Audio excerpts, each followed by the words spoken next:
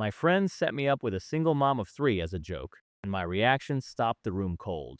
They were already laughing into their beers when she walked in, nervous, clutching her purse. They expected me to bolt. Instead, I stood up, pulled out her chair, and made one quiet promise that wiped every smirk off their faces. Hey everyone, welcome back to the channel. If stories like this are your kind of thing, hit that like button and subscribe so you do not miss the next one. Now, let us get back to the story. 6 months before that night at O'Malley's, I was sitting on my apartment floor at 2 in the morning, eating cold lo mein out of the carton and wondering when my life got so small. I was 28. I had a decent job at an insurance firm downtown, a one-bedroom apartment that smelled like the building's old carpet no matter how much I cleaned, and a savings account that was finally starting to look like something. On paper, I was doing fine. In every other way, I was not. 3 years with Rachel had ended 8 months earlier. She had moved to Denver for a job and told me very kindly that she did not want me to come with her. I had not fought it. That was the part that bothered me most, looking back. I had just nodded and helped her pack and watched her drive away, and then I had gone back to my apartment and waited to feel something. The feeling never really showed up. It just sort of sat down next to me and stayed there. My friends had decided I needed to get over it. Marcus, Dev, and Tyler. I had known all three of them since college. Marcus was the loud one, the kind of guy who treated every conversation like he was hosting it. Dev was quieter, but he laughed at everything Marcus said, which made him just as bad in a different way. Tyler was the youngest of us and the meanest, though he hid it behind a grin most people did not see through. That Saturday in May, we were at Marcus's place for a barbecue. His backyard was small and the grill was cheap, but he had a way of making things feel like an event. I was on my second beer, half listening to a story Dev was telling about his job, when Marcus clapped me on the shoulder hard enough that I spilled a little.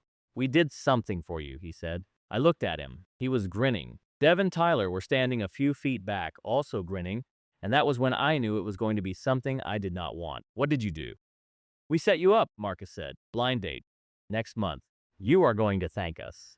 Tyler made a noise that was almost a laugh and almost a cough and turned his face away. Dev was looking at the grill like it had become very interesting. I asked who she was.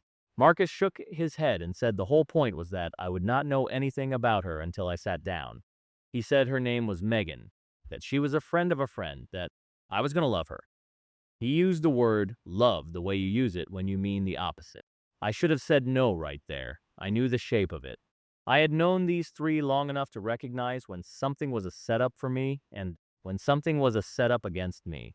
But I was tired. I was tired of being the responsible one, the one who never came to anything with a story, the one whose dating life had been a flat line for almost a year. So I said, fine. I said, tell me where and when, and I will be there. They all visibly relaxed. That should have told me something too. The barbecue went on. People drank more. Around 9, I went inside to use the bathroom, and on my way back, I passed the kitchen, and I heard Marcus's voice through the half-closed door. He was laughing. They were all laughing. I stopped before they could see me. "He has no clue," Marcus was saying. "He is going to walk in there expecting a model." "3 kids, man," Tyler said. "3, and the youngest is still in diapers." I checked. "How did you even find her?" Dev said. "My cousin works with her. She has been on like 2 dates since her ex bailed. She is going to think this is real. That is the best part." "He is going to lose his mind," Tyler said. "We need to be there. We need to film it." I stood in that hallway for a long time. Long enough that the laughter moved on to something else, and they forgot about it. The way people forget about cruelty when it is not aimed at them. I did not go back into the kitchen. I went out the side gate without saying goodbye to anyone, and I walked the 12 blocks home in the dark, and I did not feel angry the way I expected to. I felt something colder than anger. I felt clear. By the time I got to my apartment, I had decided 2 things. The first was that I was going to that date. The second was that I was not going to be the man my friends thought I was. I did not know her name beyond Megan. I did not know what she looked like. I did not know anything about her 3 kids except that someone had decided they were a punchline. But I knew she was going to walk into that bar in a month expecting an evening that might mean something to her. And I knew 3 men were going to be sitting nearby with their phones out, waiting to watch her get humiliated. I poured the rest of the Loman into the trash and went to bed. I had 4 weeks to figure out who I wanted to be when she walked through that door. 4 weeks went by faster than I expected. I did not tell my friends I had overheard them. I answered Marcus's texts the way I always did. I showed up to one more group hangout, kept my face flat, laughed at things that were not funny. They never suspected anything. Why would they? I had spent 10 years being the guy who went along with whatever they wanted. The night of the date, I got ready slowly. I had bought a new shirt, dark blue, the kind you wear when you want to look like you tried, but not like you were trying too hard. I shaved. I put on the watch my dad had given me when I graduated. I looked at myself in the mirror for a long time before I left, and I told myself, out loud, that I was not going to flinch. The reservation was at O'Malley's, a place on Tremont with brick walls and dim lighting and a long bar that ran the length of the room. It was the kind of bar that took itself just seriously enough. Decent food, decent drinks. Loud enough that conversation stayed private, but quiet enough that you could hear each other. Marcus had picked it. Of course he had. I got there 20 minutes early. The hostess walked me to a small table near the back against the wall. I asked her if I could move to one closer to the window instead, one with better light. She did not understand why, but she said yes. I wanted to see Megan's face when she walked in. I wanted her to see mine. I ordered water. I waited. At 7 on the dot, the front door opened, and Marcus, Dev, and Tyler walked in. They were trying to look casual and failing. Marcus was already scanning the room for me. When he spotted my table, he gave me a thumbs up that he thought was subtle, then steered the other two toward a booth on the far wall, maybe 20 feet away, close enough to see everything, close enough to hear me if I raised my voice. Tyler already had his phone out. He was not even pretending. He set it face up on the table, propped against a salt shaker, the camera pointed at me. I let them look. I did not nod, did not wave, did not give them anything. I just kept my eyes on the door. At 7:06, the door opened again, and I knew it was her. She was looking down at her phone when she came in, checking the time or the name of the place. She was wearing a green dress, simple, the kind of thing you can tell someone bought a long time ago and saved for occasions that never came. Her hair was up. She had one of those purses that is too big for a date, the kind women carry when they are used to needing to carry everything. She stopped just inside the door and looked around, and I watched her brace herself before she lifted her chin. She was beautiful. That was the first thing I noticed, and it had nothing to do with what she was wearing. She had the kind of face that had been through things and had not let those things win. There were small lines at the corners of her eyes that had not come from laughing. She was 35, maybe 36. She looked tired in a way that sleep was not going to fix. The hostess pointed her toward me. She walked across the floor of that bar like she was walking to a dentist's chair. I could see her counting the steps. Her smile, when she got it onto her face, was the smile of a woman who had practiced it in the mirror. I stood up before she got to the table. I was not thinking about my friends in that moment. I was thinking about the fact that she had come anyway. She had no idea who I was. She had no idea what was waiting for her. She had still put on that green dress and driven across town and walked into a bar full of strangers because someone had told her I was a decent man and she had wanted to believe it enough to try. Megan, I said. Hi, she said. Her voice was lower than I expected. I am sorry, I think I am a little late. You are 6 minutes early by my watch. I pulled out her chair. She looked at the chair and then at me, and something in her face changed. Just a small thing. She had not been expecting that either. She sat down. I sat down across from her. She put her big purse on the empty seat next to her and folded her hands in her lap, and I could see her pulse in her throat. Somewhere behind me, I heard Marcus laugh, too loud. I heard Tyler shush him. I heard Dev say something I could not make out. Megan heard the laugh too. Her eyes flicked toward it, just for a second, then back to me. She did not know what it meant, but she had heard it. Have you been here before? I asked her. No, she said. I do not really get out much. Me neither. I picked it because Yelp said the burgers were good. That is the extent of my research, she smiled. A real one this time. Small but real, and the muscles in her shoulders dropped about a quarter of an inch. I will be honest with you, she said. I almost did not come tonight. I am glad you did. She looked at me for a long second, like she was deciding whether to believe that. Behind me, I could feel 3 pairs of eyes and 1 camera lens. I leaned forward a little and I gave her my full attention, and the rest of the room went away. Hey guys, quick pause. If you were enjoying the story so far, a like and a subscribe would mean a lot. Now, let us get back to it. The waitress came over a minute later and asked if we wanted drinks. Megan ordered a glass of white wine. I ordered the same. I had planned on a beer, but I wanted her to feel like we were doing the same thing. When the waitress walked away, Megan took a breath that looked like it had been waiting in her chest for an hour. There is something I should tell you up front, she said, before we get into anything else. I have 3 kids. She said it like she was admitting to a crime. Her eyes were on mine, watching for the change. I had seen the look before on other people in other contexts. It was the look someone who has been punished for a piece of information enough times to expect the punishment. Okay, I said again. Tell me about them. She blinked. What? Your kids. Tell me about them. What are their names? She did not answer right away. She was still scanning my face for the trick. I held her eyes and waited, and after a few seconds, she let out a breath I do not think she knew she had been holding. Caleb is 9, she said. He is the oldest. He is the serious one. He reads books that are too old for him and corrects my grammar. Lily is 6. She is the loud one. She wants to be a vet or a singer or the president, depending on the day. And Noah is 3. He is just, 3. He is mostly food and energy and questions. She had relaxed without meaning to while she talked about them. Her hands had come out of her lap. There was a softness in her voice I had not heard yet. Caleb sounds like he runs a tight ship. He thinks he does. He is the man of the house. In his head. He has been like that since their dad left. She caught herself on that last word, like she had not meant to bring him up so soon. She started to apologize. I shook my head. You do not have to manage this conversation. Just talk. The waitress came back with the wine. Megan took a small sip and held the glass with both hands. What about you? She said. What is your story?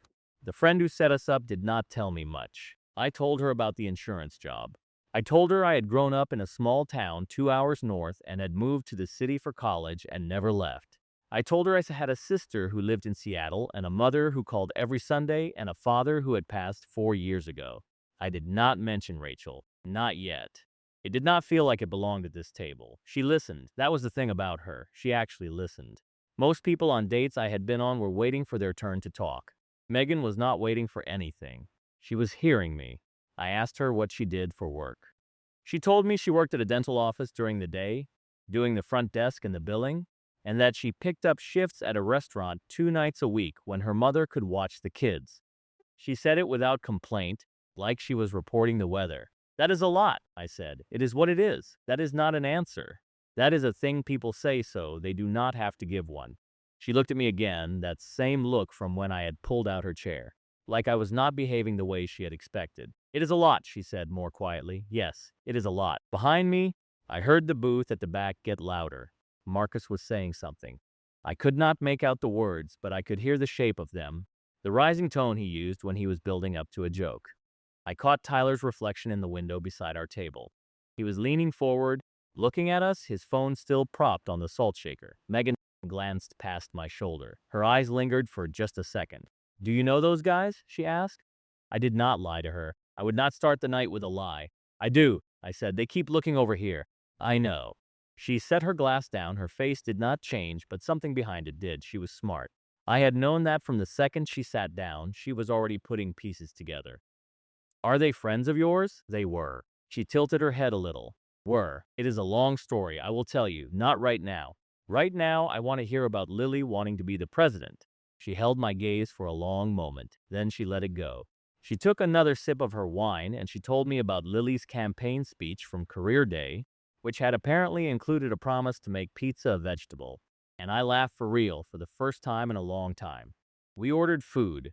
She got a salad. I told her to get whatever she actually wanted, and she changed it to the burger I had been planning to order.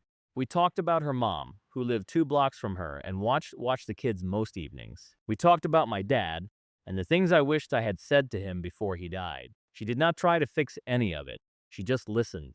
And at one point, she put her hand on the table between us, not quite touching mine, and I understood what she was offering.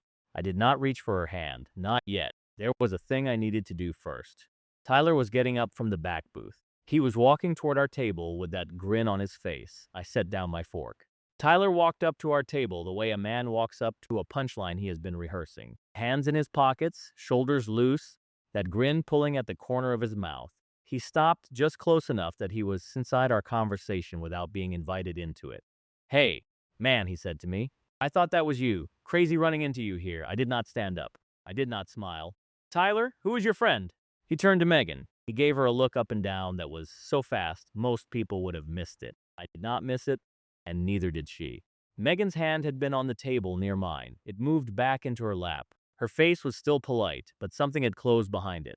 I am Megan, she said. Megan, right. Nice to meet you, Megan. Are you on a date? He said it like he had no idea.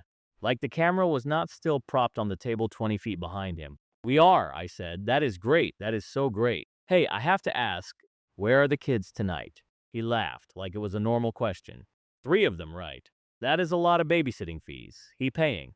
I watched Megan's face go white. It did not happen all at once. It happened in pieces. Her lips parted slightly.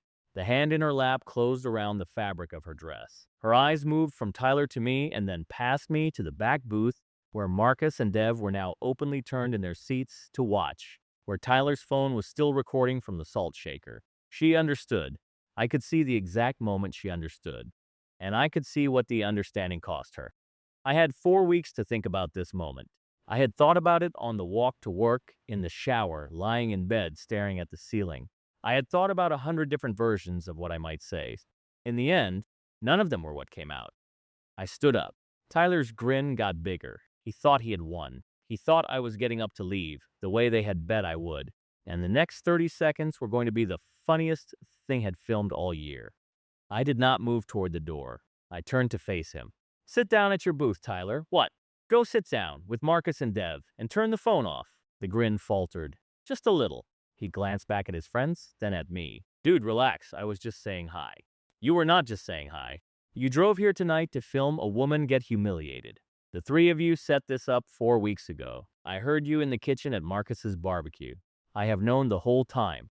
The bar around us was not silent yet, but the tables nearest to us had stopped talking. 2 women at the bar were looking over. The bartender had paused mid-pour. Tyler's face did something I had not seen it do before. The grin dropped. The color went out of it. Man, keep your voice down. No, I will not keep my voice down. You wanted an audience. You have one. I was not yelling. I did not need to. The bar had gotten quiet enough that I did not have to raise my voice for the room to hear me.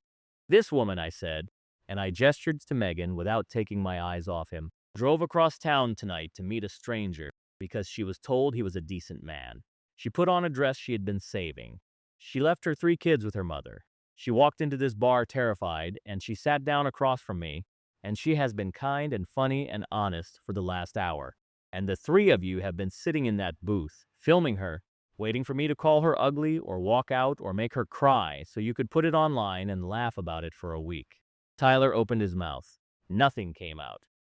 You think being a single mother is a punchline. You think a woman with 3 kids is something to be embarrassed about being seen. The only embarrassing person in this bar tonight is you, and the 2 cowards sitting in that booth waiting to see if you can pull this off. I looked past him. Marcus and Dev were both staring at the table now. Marcus had his hand half over his face. Dev had not moved at all.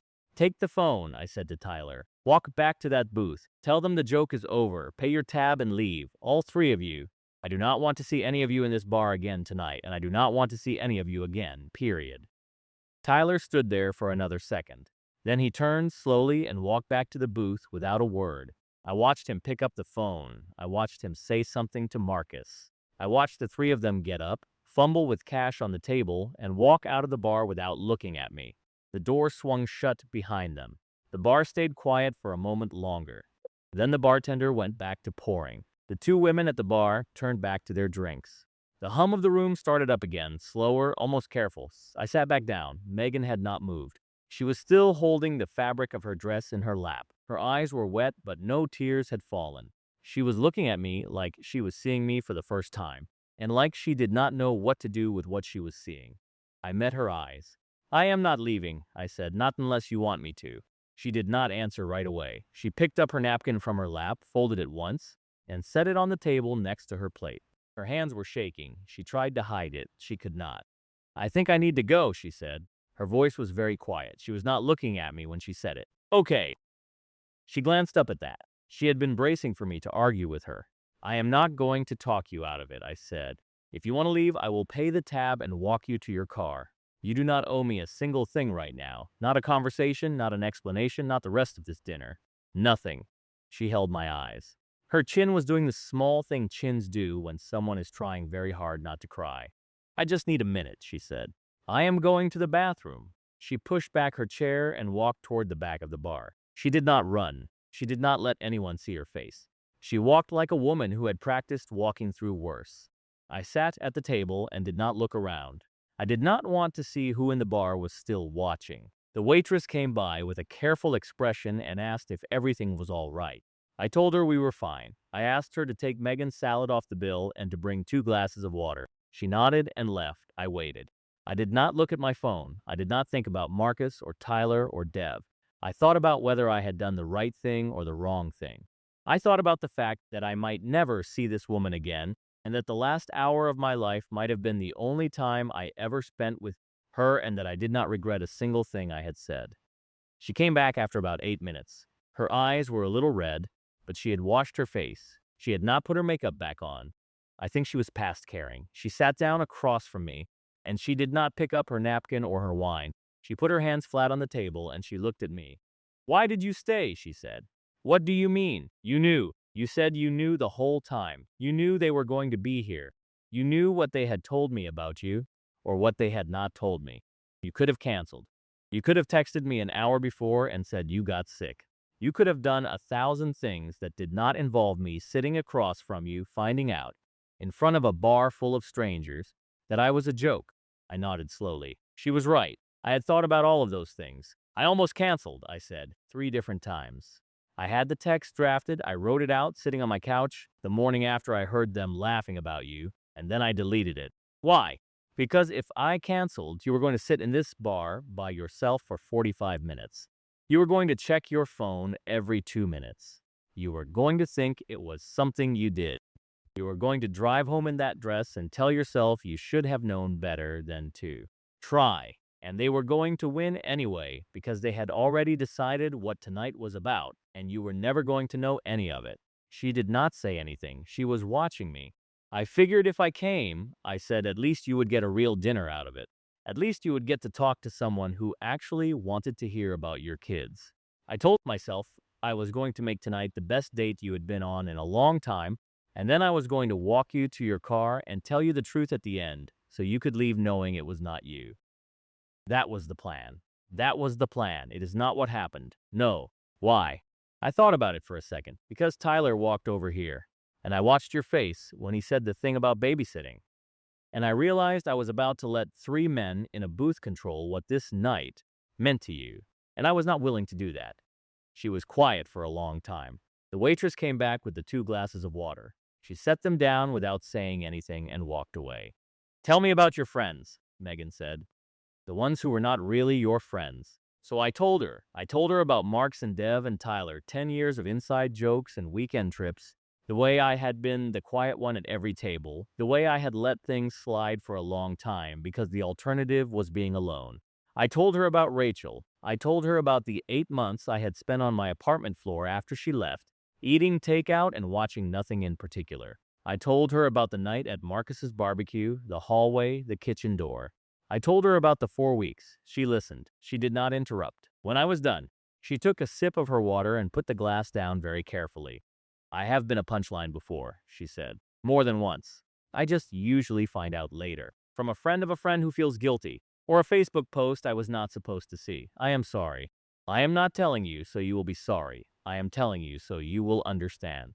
I have spent 6 years being a thing that men want to either fix or run from. I do not need either one. I came here tonight because I was tired of saying no, not because I thought anything was going to happen. I came here because I wanted to remember what it felt like to put on a dress." She looked down at her hands. "You let me remember. We stayed at that table for another 2 hours. The food came out. We ate it. The wine was forgotten next to 2 cups of coffee that the waitress kept refilling without being asked. Megan talked. I talked. The bar filled up around us and then started to empty again, and we did not notice either thing happening.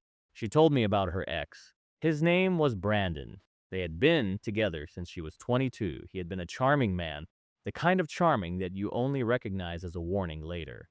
He had wanted kids fast, and then he had wanted them gone, and the night she had come home from the hospital with Noah, he had told her he could not do it anymore.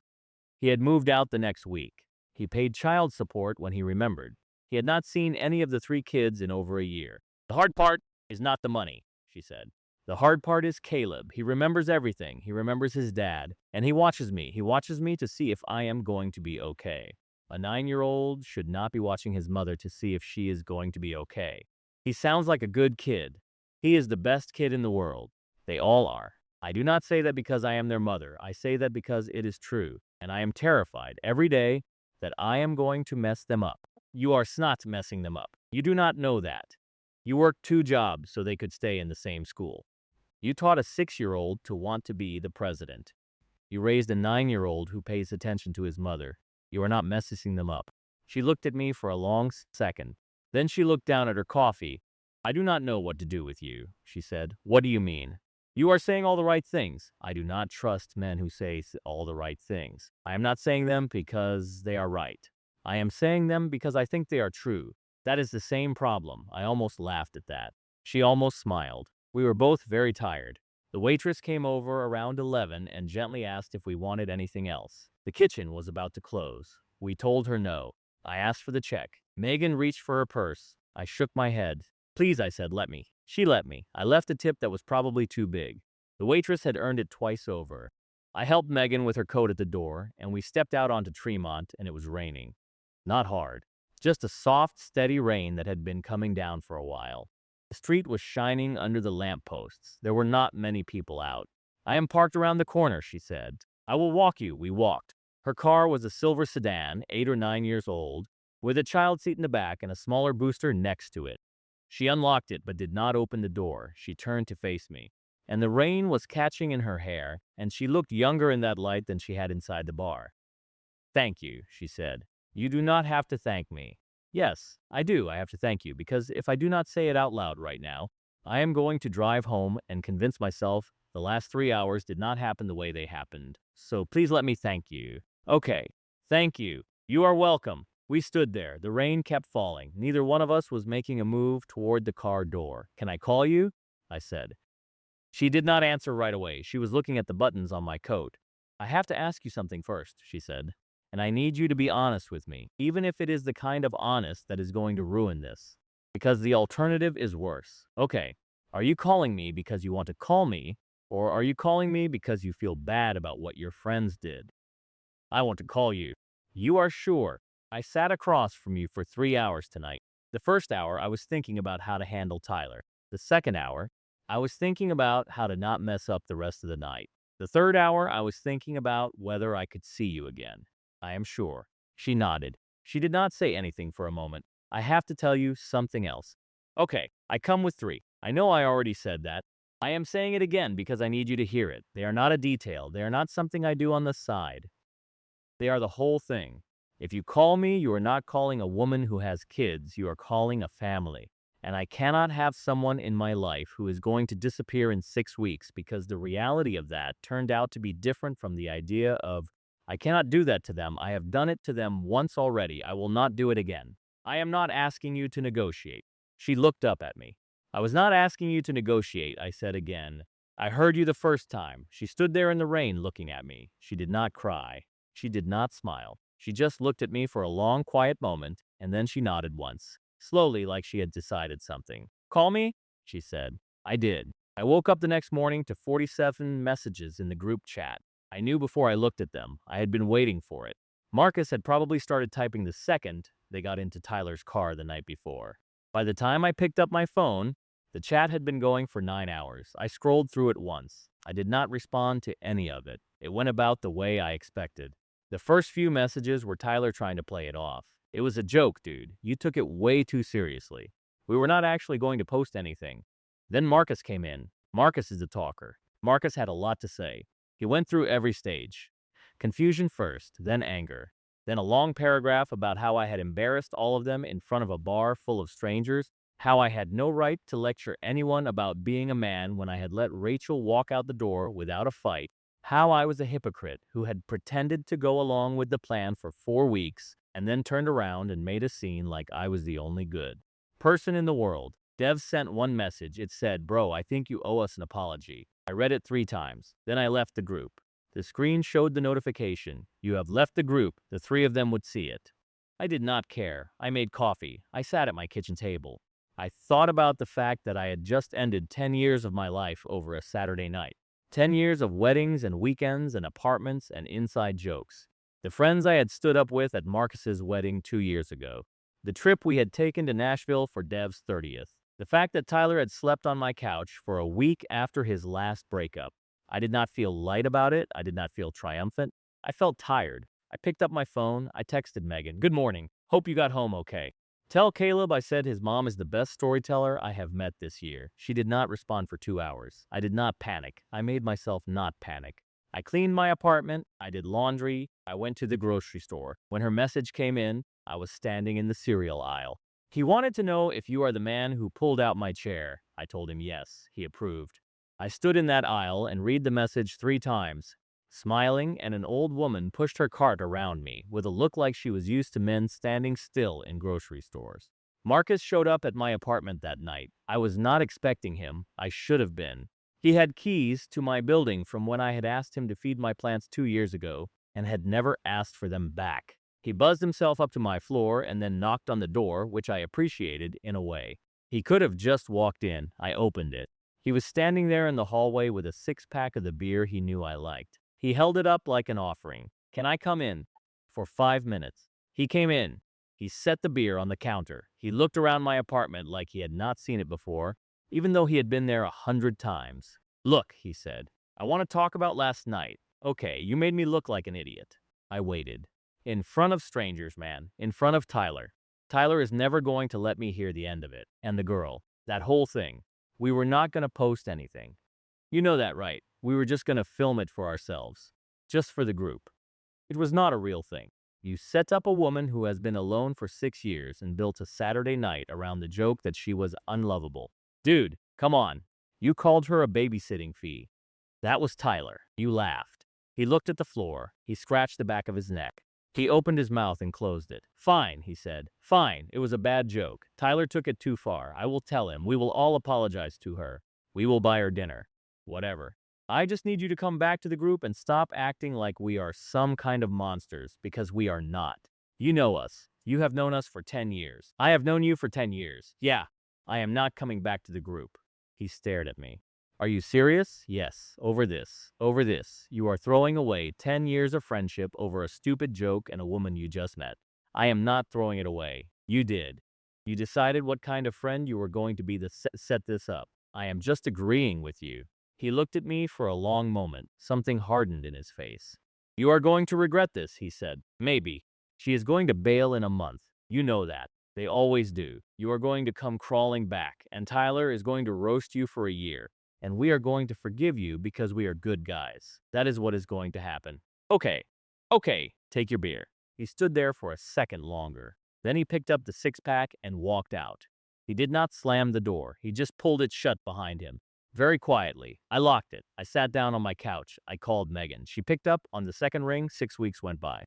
I called her almost every night. Sometimes we talked for an hour. Sometimes for 10 minutes, because Noah was crying, or Caleb needed help with homework, or Lily had decided that the conversation was actually for her. I learned the sounds of her house through the phone, the dishwasher running, the bath water filling. The way she said the kids' names when she was tired versus when she was not. I saw her 4 times in those 6 weeks. Once for lunch on her day off. Once for coffee at 7 in the morning before she went to the dentist's office. Once for dinner, a real one, at a place that took reservations. And once, on a Saturday afternoon, when her mother had the kids and Megan had 3 free hours, and we sat in her car in a parking lot and just talked because neither one of us wanted to spend those 3 hours doing anything else. She had not let me meet the kids. I had not asked.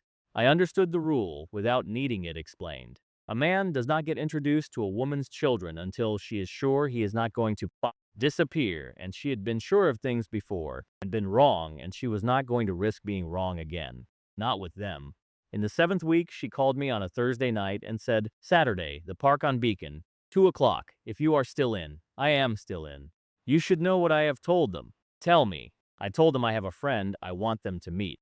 I told them his name. I told them he is nice. I told Caleb that you and I have been talking on the phone, because Caleb would have figured it out anyway. I did not tell them anything else. I am not calling you my boyfriend in front of them yet. I do not even know if you are my boyfriend. We have not had that conversation. We can have it whenever you want. Not before Saturday. I do not want to talk about it until I see how Saturday goes. Fair. You are not allowed to bring them anything. No gifts, no candy, nothing. They will think you are buying them, and Caleb especially will see right through it. Understood. Just be a person, that is all I am asking. I got to the park at 1:45. I sat on a bench near the playground. I watched parents push their kids on swings, and I tried not to look like a man waiting for something that mattered. They walked up at 2 on the dot. Noah was on her hip. Lily was holding her hand. Caleb was walking on his own, half a step behind, with his hands in the pockets of a small denim jacket that was probably his nicest one. He was watching me before they got close enough for me to see his face clearly. He was sizing me up. Megan stopped in front of the bench. Guys, she said, this is my friend I told you about. I stood up. I did not bend down. I did not put on a different voice. I shook Caleb's hand first. Caleb, I have heard a lot about you. He shook my hand back. His grip was firm. He was 9 and his grip was firm. He nodded once, like a small business owner accepting a delivery. Hi, he said. I turned to Lily. And you must be Lily. I want to be the president, she said immediately. Your mom told me. I think you would be good at it. I would make pizza vegetable. I have heard. I support it. She giggled. She turned her face into Megan's leg and giggled again. Megan put her hand on the top of Lily's head. Noah was studying me from her hip. He had a fistful of her hair in one hand and a graham cracker in the other. He did not say anything. He just looked. Hi, Noah, I said. I did not try to take him. I did not reach for him. I just waved, very small, with 2 fingers. He waved back. The same way, Caleb had been watching all of this. My mom said you do not have kids, he said. That is right. Have you ever been around kids? My sister has 2. They are older than you. I see them when I can. Okay. He nodded once more, and then he turned and walked over to the swings. And I knew I had passed the first round of something. I did not know what would happen in the second round, but I had passed the first. We spent 2 hours at the park. I pushed Lily on a swing. She wanted to go higher every time, and then screamed when she did, and then wanted to go higher again. I sat in the grass with Noah and watched him put wood chips in a small pile and then knock them over and then build the pile again. I did not try to help him build it. Caleb stayed on the climbing structure for most of the afternoon. He kept looking at me. Around the 90-minute mark, he climbed down and came over to where I was sitting with Noah. There is a bug on that tree, he said. Lily has been trying to find it. It is a stink bug. They smell bad if you squish them. I know stink bugs. You do. My sister and I used to flick them off the porch with playing cards, so they would not spray us. He thought about that for a second. That is a good idea, he said. He went to get Lily. They spent the next 20 minutes hunting the stink bug with a leaf, and I sat in the grass with Noah, who had fallen asleep against my leg without my noticing. I looked up. Megan was sitting on the bench a few feet away. She was watching me. Her face was doing something I had not seen yet. She did not say anything. She did not have to. The next 4 months happened in a way I'm not sure I can describe. I had spent my whole adult life being a single man with a routine. I had a morning routine and an evening routine and a Saturday routine, and they had been the same for so long that I had stopped noticing them. Wake up at 6:30, coffee, news on my phone, gym 3 times a week. Work, home, dinner alone, television, bed. That life ended, not all at once. It ended in small pieces, 1 piece at a time, and I did not miss any of the pieces when they were gone.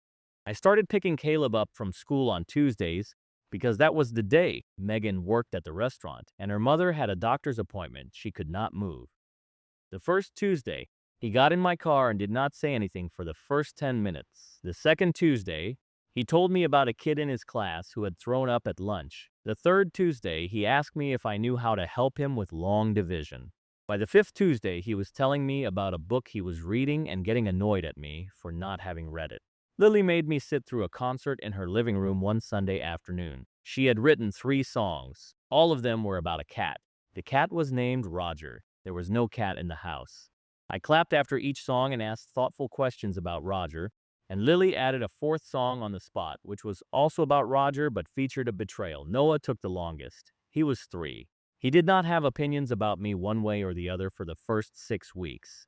He just accepted that I was a man who was sometimes in the house. Then one Saturday morning, I was sitting on the couch reading the news on my phone, and he climbed up next to me and put his head on my arm and went to sleep. I did not move for 40 minutes. Megan walked by, saw us, did not say anything, kept going. She told me later she stood in the kitchen and cried for a minute and then made pancakes. I learned the rhythm of a family. I learned that there is a specific tiredness that hits at 7:45 on a school night After dinner is done, but before baths have started, when every adult in the house is just trying to make it to bedtime. I learned that Caleb gets cold-shouldered when he is anxious, and that the right move is to leave him alone for an hour, and then ask him a question about something he likes. I learned that Lily will tell you what is wrong if you ask her 3 times in 3 different ways, and never ask her directly. I learned that Noah will eat almost anything as long as it is on a fork that was originally his sister's. Megan and I were figuring out what we were to each other in the same months. We did not put a name on it for a long time. The name came eventually, on a Wednesday in November, when she was driving us home from her mother's, and she said, without looking at me, "I told my mom you are my boyfriend." I figured I should tell you that I told her. Okay. Is that okay? That is okay? Good. She kept driving. She did not say anything else. I reached over and put my hand on her leg. She put her hand on top of mine. We drove the rest of the way home like that. I want to be honest about one thing. There were nights in those months when I lay in my apartment and thought about Marcus, about Dev, about Tyler, about the 10 years I had walked away from. There were moments at work, in elevators, in the grocery store, when I thought I saw one of them in a crowd and my whole body got tight. I had not made new friends to replace them. I had not even tried. My world had gotten very small in one direction and very big in another, and I was still adjusting to the shape of it. I told Megan about it on a Tuesday night in December. We were on her couch. The kids were asleep. The dishwasher was running. I told her I missed parts of who I had been when I had those friends, even though I did not miss them, and that I had not figured out what to do with that yet. She listened. She did not try to fix it. "You are allowed to grieve them," she said. "Even the bad ones. Even when you were right to leave." Yeah, I grieved Brandon for a long time. Longer than I am proud of. The version of him I thought I was marrying. He never existed. But I grieved him anyway. Yeah, grief is not the same as wanting it back. No. We sat on the couch. She put her head on my shoulder. I had not realized how tired I was until she did that. "I am scared of how much I trust you," she said quietly. "I have been scared of it for a while. I keep waiting for the catch. There is no catch. That is what scares me." I did not say anything for a minute. I was looking at the dishwasher light blinking through the kitchen doorway. "I love you," I said. "I have loved you for a while." I did not know if I was supposed to say it yet, or if there was a right time, or if I was supposed to do it somewhere nicer than your couch. I just know that I love you, so I am telling you now. She did not lift her head off my shoulder. "Okay," she said. A second later, she said it back. We folded the laundry on the coffee table after that. Neither one of us could sleep. 1 year after the night at O'Malley's, I took her back. I had told her we were going to dinner. I had not told her where. She had spent the afternoon at her mother's getting ready, which she did not usually do. The kids were staying overnight with her mom. Megan had asked me 3 times during the week if everything was okay. I had said yes, 3 times, and she had not believed me any of the 3 times, but she had let it go. I picked her up at 6. She came out the front door of her mother's house in a black dress I had not seen before. Her hair was down. She got in the car and looked at me and said, "You are acting strange." "I am not acting strange. You are acting extremely strange. Just get in the car." She did. I drove. She watched the streets go by. When I made the turn onto Tremont, she went, "Very still. Are you serious?" she said. "I am serious. You are taking me to O'Malley's. I am taking you to O'Malley's. Why? Because it has been a year." She did not say anything for the rest of the drive. She just looked out the window. I could not read her face. I parked. I came around and opened her door. She got out. She stood on the sidewalk for a second, looking at the front of the bar, and then she took my hand and we walked in. The hostess walked us to a table by the window, the same table. I had called 2 weeks ago to ask if I could reserve that specific one, and the manager had been confused but had said yes. The waitress who came over was the same waitress from a year ago. She did not say anything about it. She just smiled at us, a small private smile, and she said, "It is good to see you both." Megan looked at me across the table. "You called ahead." I called ahead. "For this table." "For this table." She looked down at her hands. Her eyes were already wet. She had not even had her water yet. "You are going to do something tonight," she said. "Are you not?" "Probably." "Okay." "Okay." We ordered. We ate. We did not talk about the year. We talked about Caleb, who had just gotten cast as the narrator in the school play, and Lily, who had decided she wanted to be a marine biologist this week, and Noah, who had learned the word actually and was using it on everyone. We talked about her mother, who had stopped asking when we were getting married 3 months ago, which was its own kind of communication. We talked about my sister who had flown out in October and met them, and had hugged me at the airport and told me she had not seen me this happy in 20 years. After dessert, I took a long breath. I did not get on one knee. I did not make a speech. I reached into my pocket and I put a small ring box on the table between us, and I left it closed. I thought about doing this a lot of different ways, I said. I thought about doing it at the park. I thought about doing it on your couch. I thought about doing it in front of the kids. I picked here because a year ago tonight, 3 men sat in that booth over there and decided what tonight was going to be. And it turned out to be the first night of my life that actually mattered. And I wanted to come back here and decide what tonight is going to be. She was looking at the box. You can open it, I said. Or I can. Whichever you want. She opened it. It was a simple ring. I thought about that part for a long time. She did not wear flashy things. She did not have time for them. I had gotten the kind of ring a woman could wear while she was making dinner. I am not asking you alone, I said. I want you to know that. I talked to Caleb 3 weeks ago. I asked his permission. He said yes. He also said I had to promise to keep showing up on Tuesdays, and I promised. Lily knows too. She helped me pick the box. Noah does not really understand, but he gave me one of his graham crackers, and I took that as a yes. She was crying now, quietly, the kind of crying you do when you have been holding it in for a long time and the holding finally stops. I love you. I said, I love your kids. I want to be a part of every Tuesday and every Sunday and every regular day for the rest of my life. Will you marry me? Yes, okay. I came around the table and I kissed her, and the waitress, who had been watching from 20 feet away, started to clap, and then the bar started to clap, and Megan put her face into my shoulder and laughed and cried at the same time. I want to tell you what happened to Marcus and Dev and Tyler. I want to tell you that they came back, or that they apologized, or that I forgave them, or that I did not. I cannot tell you any of those things. I have not seen any of them since the night Marcus walked out of my apartment with his six-pack. I do not know what their lives look like now. I do not think about them often. I lost 3 friends in a week. I gained 4 people in their place: Caleb, Lily, Noah, and her. The math was never close. It was not even on the same page. They set me up with her as a joke. I am the one who got the punchline right. If you enjoyed this video, please like and subscribe to the channel. See you in the next video.